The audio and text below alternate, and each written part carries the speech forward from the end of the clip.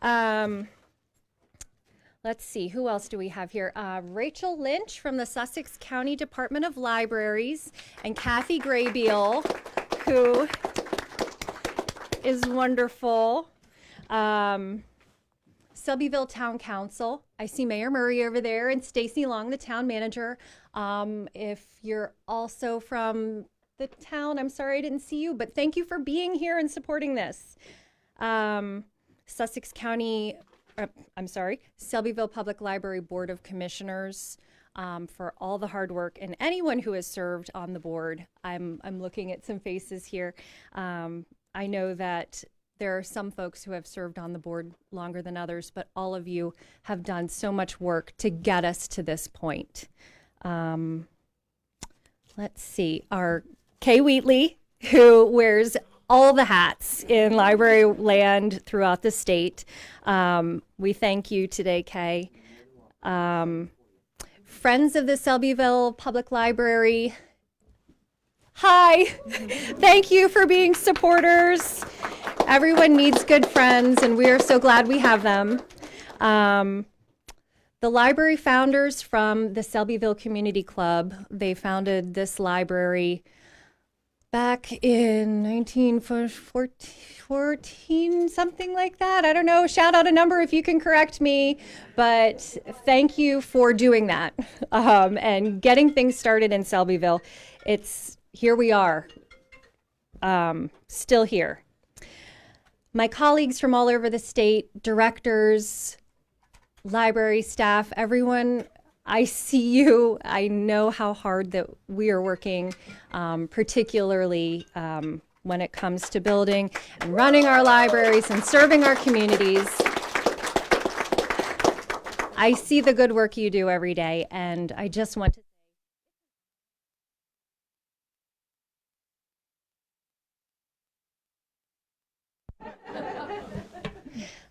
the staff of the Selbyville Library.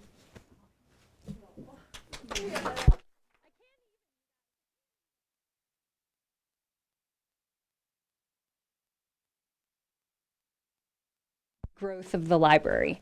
There is a very special person here. Her name is Lynn Massey.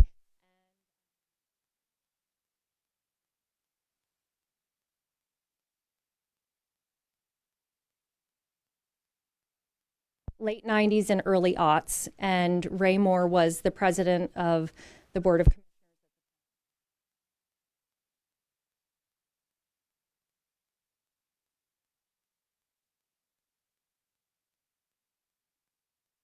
Who had his business here and his house over there. If he would be interested.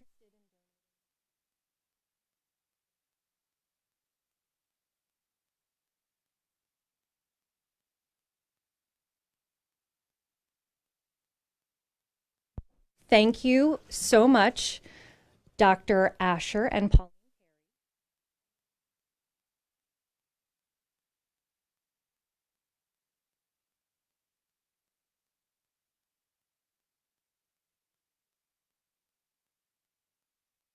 New library, but their gift will continue.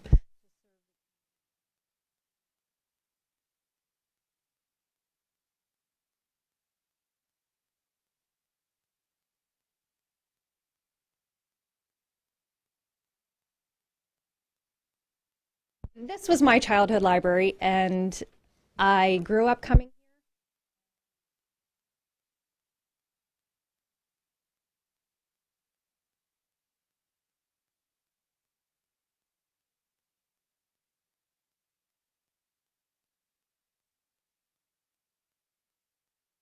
to serve in this community.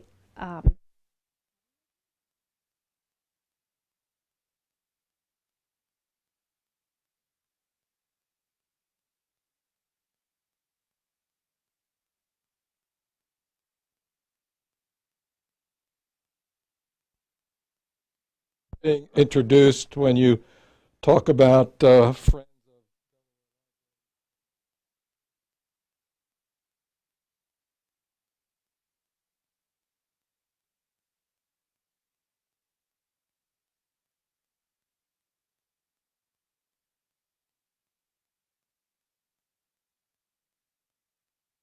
coming here this morning, but I knew if we had a call out,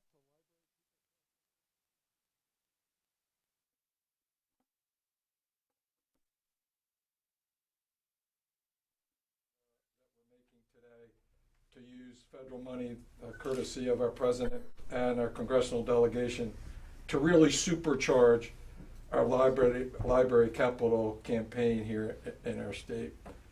Yesterday, I went to visit two deployments of our National Guards.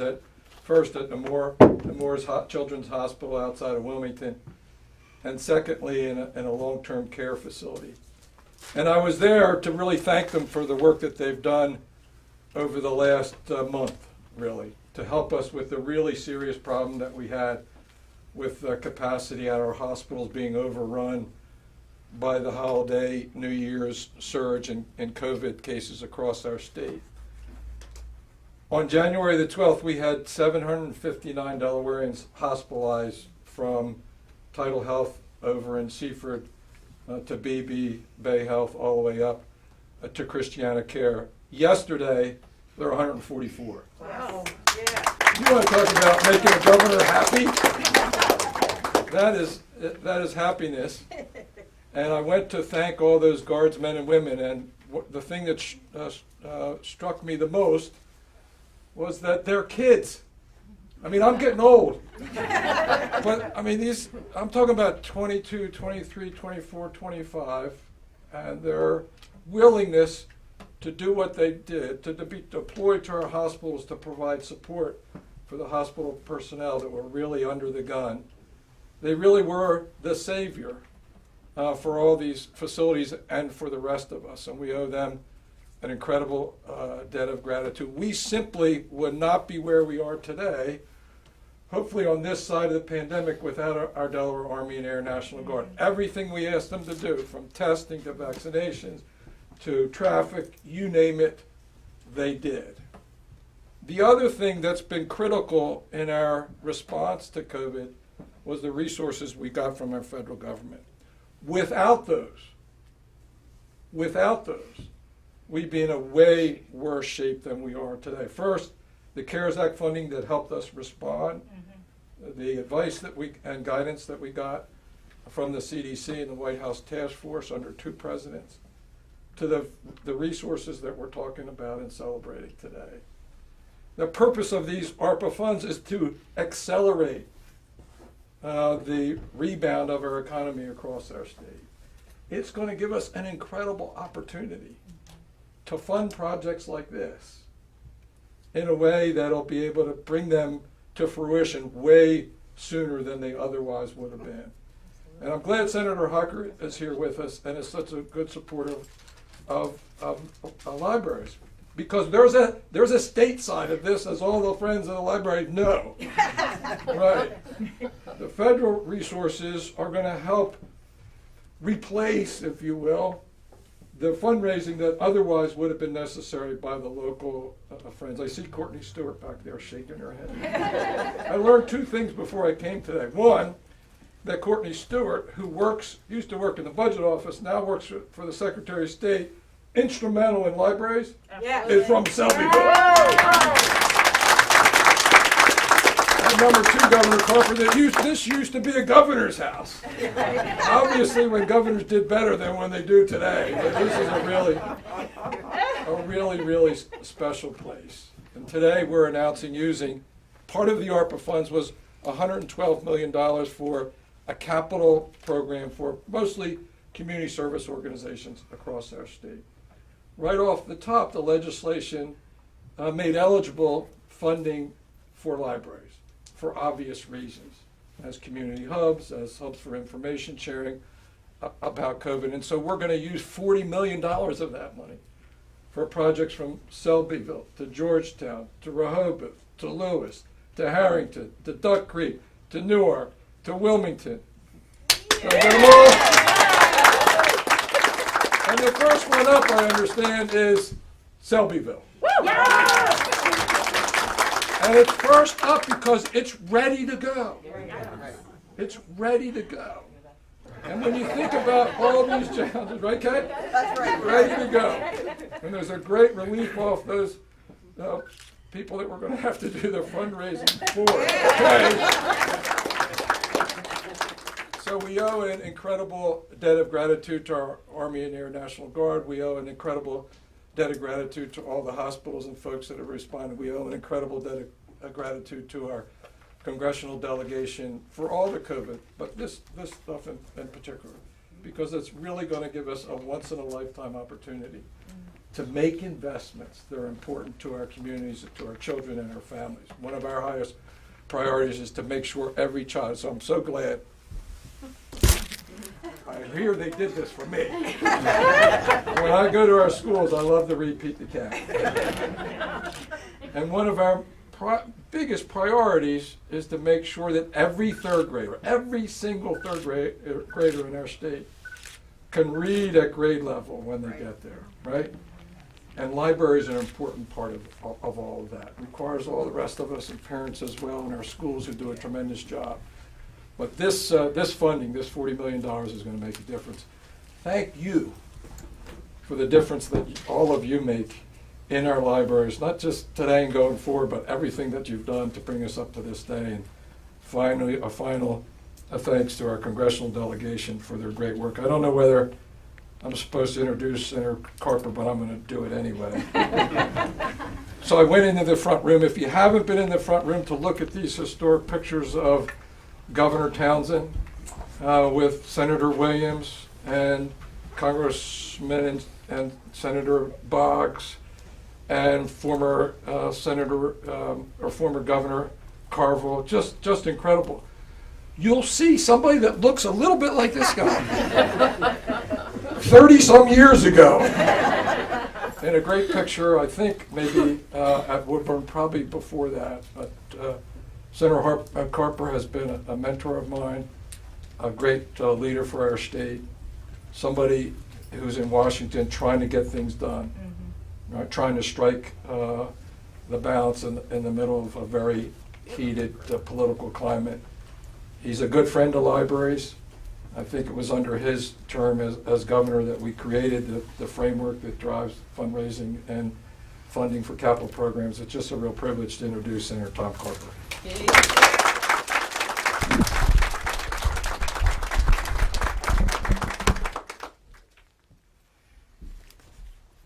Thank you, Governor Carney. Please remain standing. Please? How you doing, kid? You ever heard the term getting the band back together? A great thing to be here with our governor and Lisa and I. Like, we were a team, and in a very real sense, we still are. Chris Coons can't be with us today. He is in Munich for a Munich security gathering, and given what's going on in the Ukraine and in the other parts of the world, it's an important place for him to be. He sends his best. Yesterday, earlier this week, I hosted a lunch in the Senate dining room. We just sort of reopened for business, and hope those of you maybe even want to come down and bring some friends or family and visit our nation's capital. We're open for business again. I want you to come down and see your nation's capital. But I hosted about 8 or 9 members of my team who are fairly new. They've come in the last year. And what we have a tradition is people join my Senate team. The new people, I take them to lunch in the Senate dining room, which is a real special treat for them, and I think for me too. And we all gathered around this table, about 10 or 11 of us. And what I did is I literally went around the table and I asked everybody to, just an icebreaker, they knew each other, some, but not real well. But I asked her, tell us about your first car. And so people went around, they told really funny stories about their first car. And I asked people to tell us about like the first concert they went to, and people told us about their first concert. It's interesting people remember that stuff. And then I thought, sitting here today, I thought, I want to ask you just to think, not to tell us, but think about the first library you ever visited.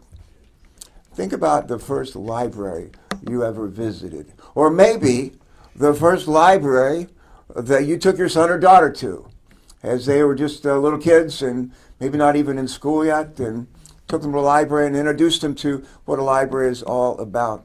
I've been to libraries all over the world. And when I was a naval flight officer in the Vietnam War, got to go all over the world with the Navy. Almost every military base I ever went to, they have a library. And people say, why do you love the Navy? Why do you love the military so much? One of the things is because you're on a military base, they provide just about everything you need. They'll feed you, give you a place to sleep. A lot of them have a gym. They have doctors and nurses if you need those. And they have a library. I've been in more libraries, and when we're flying to do our operations, I go to the library and read and just write letters and stuff like that. I have great memories from libraries. Do any of you have a great memory from a library as a kid growing up? Yeah. The first library I went to as a kid growing up, I was born in West Virginia, coal mining town. The first library we went to was not in a building. It was on wheels. It was on wheels. Anybody ever go to a library like that? Yeah, they had that. That was our library. The bookmobile. There you go. Bookmobile. We probably still have them. And that's a couple.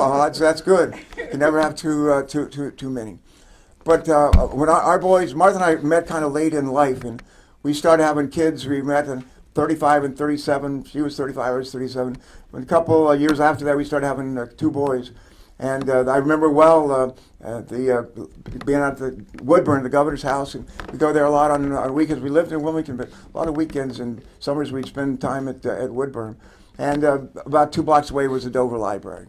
And I just have great memories of taking our boys to the Dover Library. One of the things we want to make sure is that they had everything a kid could ask for: loving, caring parents, a chance for a good education, a library in their life early on, just a supportive community, and they turned out okay. They have turned out. We're just thrilled with our sons. Very very proud of them. One of the things that Lisa and I and John, when he was our secretary, one of the things we focus on are strengthening families.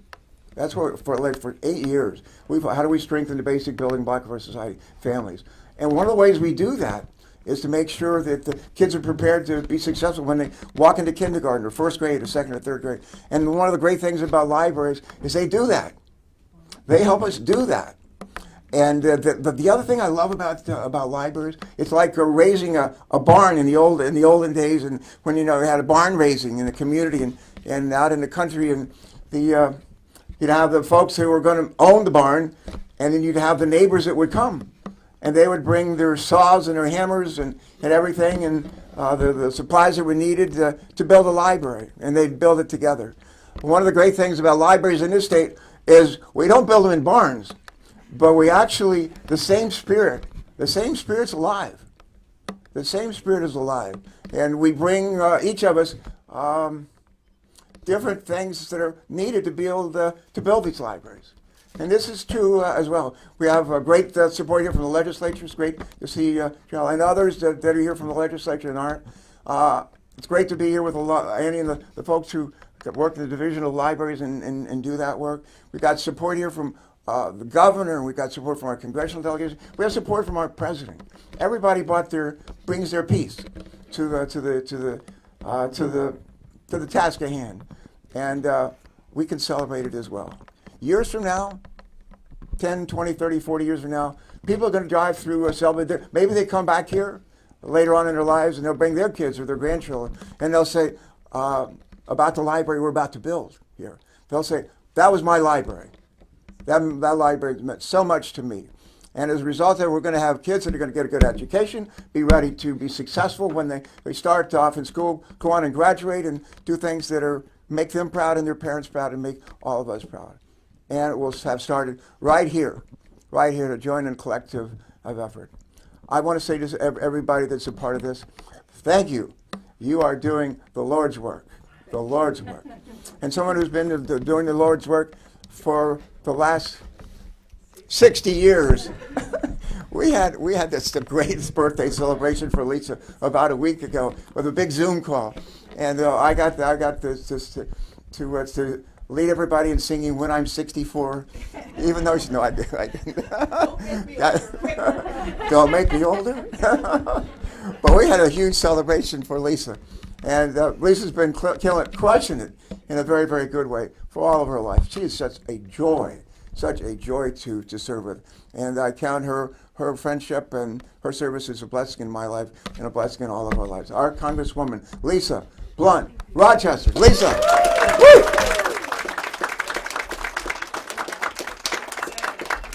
Good morning, everybody. Good morning.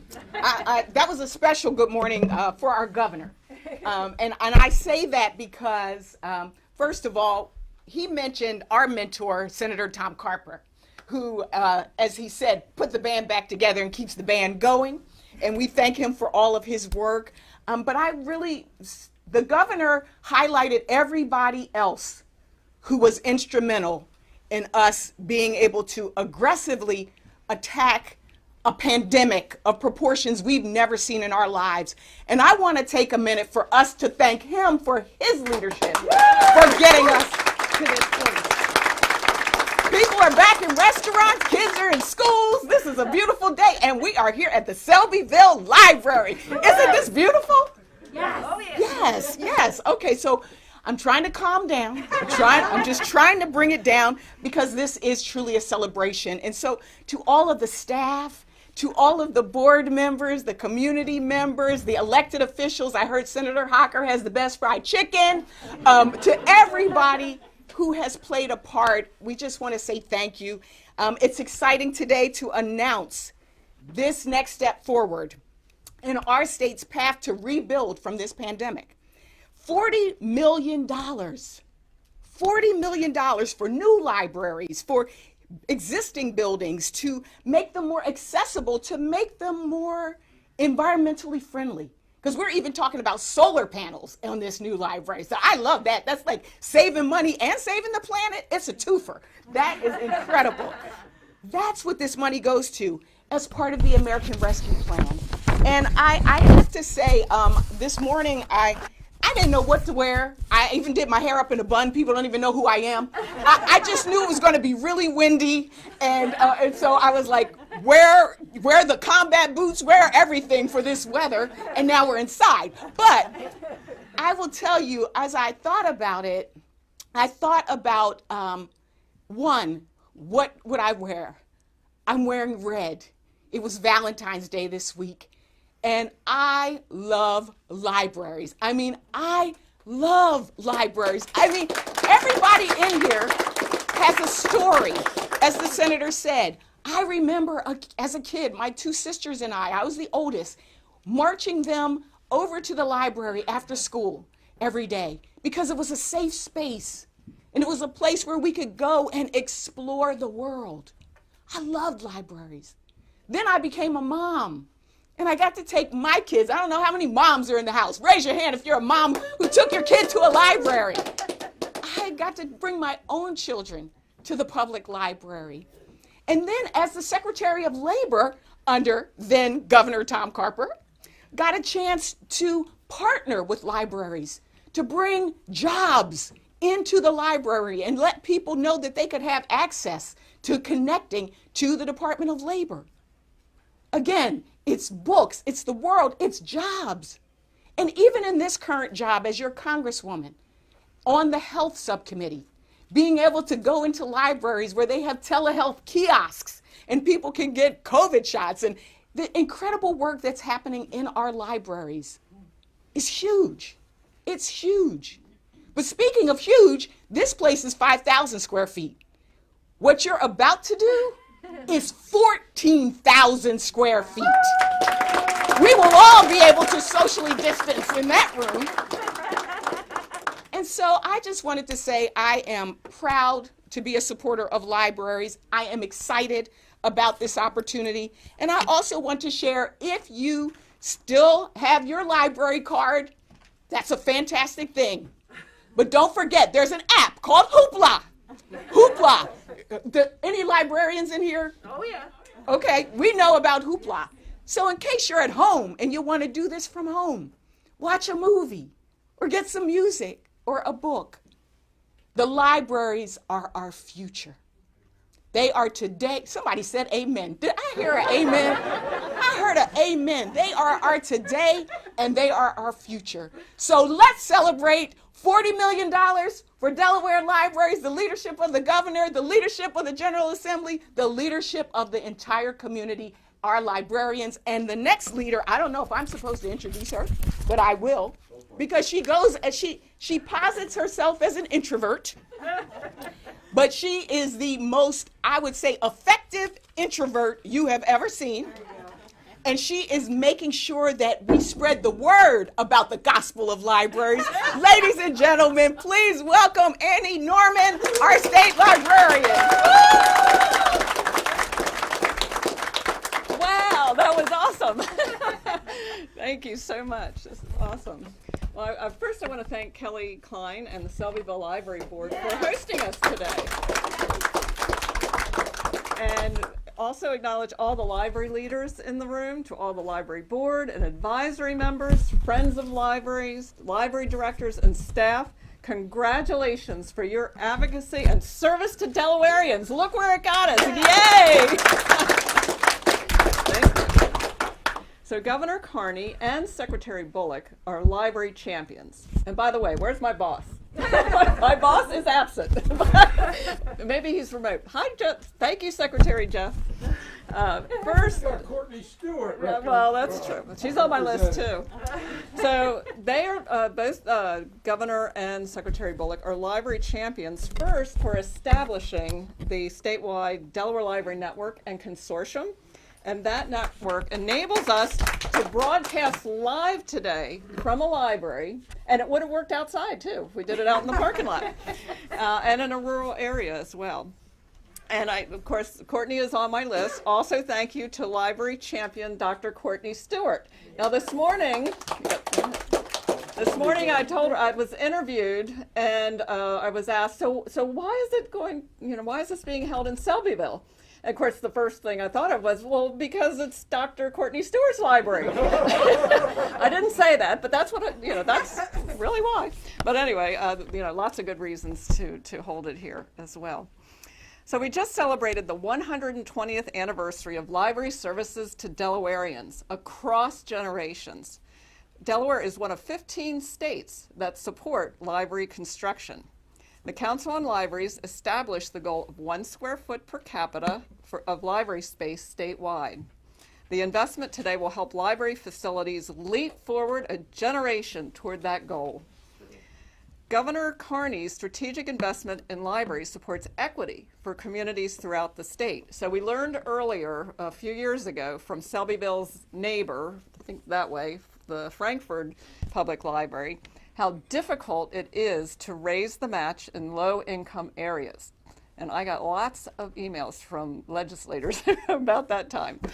But ARPA, the federal ARPA funds, thank you, can be used to match the state funds.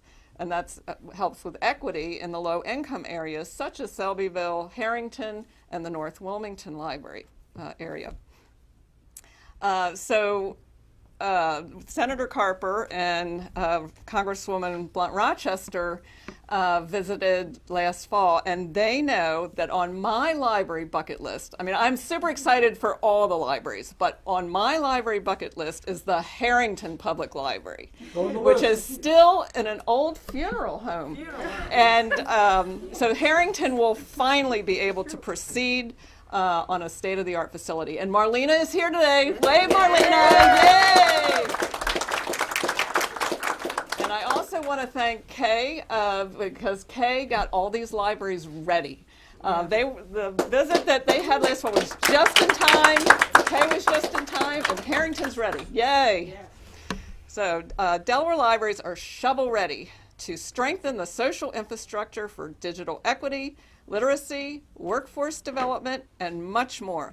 Please join me in a big, thank you, standing ovation for Governor Carney and all our library champions. Thank you.